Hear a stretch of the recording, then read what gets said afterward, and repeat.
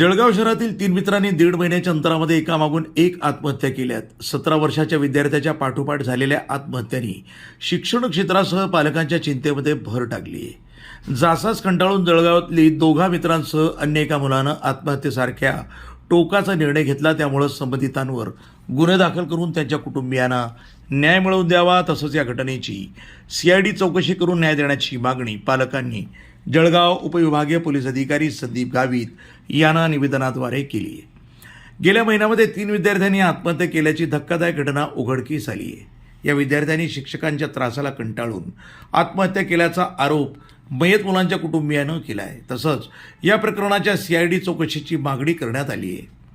विद्यार्थ्यानंतर शिक्षकाचीही आत्महत्या। जळगाव शहरातील गुजराल पेट्रोल पंपाजवळ राहणाऱ्या एका खासगी शिक्षकानं राहत्या घरामध्ये सुसाईड नोट लिहून गळफास घेऊन आपली जीवनयात्रा संपवल्याची घटना घडली। परंतु विद्यार्थी आणि शिक्षक आत्महत्या या एकमेकांशी जुळलेल्या आहेत का, यामागे नेमकी काय कारणं आहेत, याचीच चर्चा जळगाव जिल्ह्यामध्ये सुरू असून या प्रकरणाची पोलिसांनी सखोल चौकशी करावी अशी देखील मागणी होती।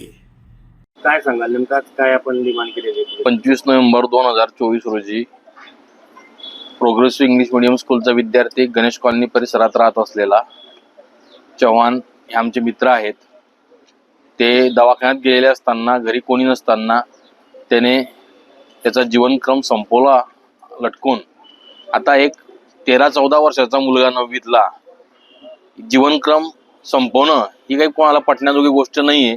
एकुलता एक मुलगा चव्हाण परिवारातला होता, बरोबर। दुःख अतिशय त्यांना झालेलं आहे। त्याच्यामुळे राहिला विषय असा की ज्या प्रोग्रेसिव्ह इंग्लिश मीडियम स्कूलचा विद्यार्थी त्याच शाळेच्या दुसऱ्या एका मुलाने पण आत्महत्या केलेली आहे, बरोबर। त्याच्यापूर्वी एका दुसऱ्या शाळेच्या विद्यार्थ्याने, कॉलेजच्या विद्यार्थ्याने आत्महत्या केलेली आहे। म्हणजे ही एक सिक्वेन्स सिरियल स्टार्ट झालेली आहे। आणि आतापर्यंत आत्महत्या का घडतायत याचं कुठलंही कारण समोर येत नाहीये।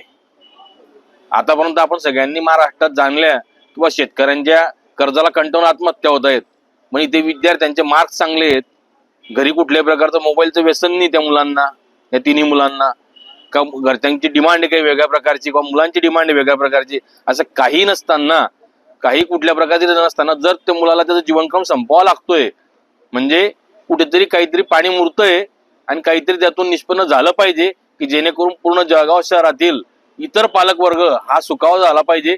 काय सांगाल आज आपण कशा संदर्भात निवेदन देण्यासाठी आला होता?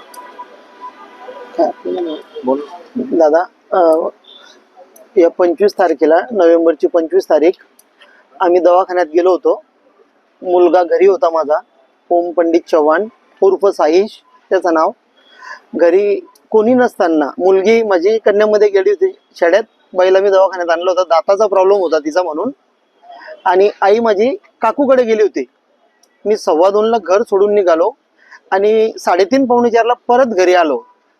तर मग दरवाजे आम्ही ठोकत होते, बेल कंटिन्यू वाजत होते, काही प्रतिउत्तर भेटला नाही। मधून म्हटली इतकी गार झोप कशी लागली याला, कधी झोपत नाही दुपारच्या वेळ, 12 ते 5 त्याची शाळा राहते ना, हा मध्ये झोपत नाही कधीच, आज कस काय झोपला।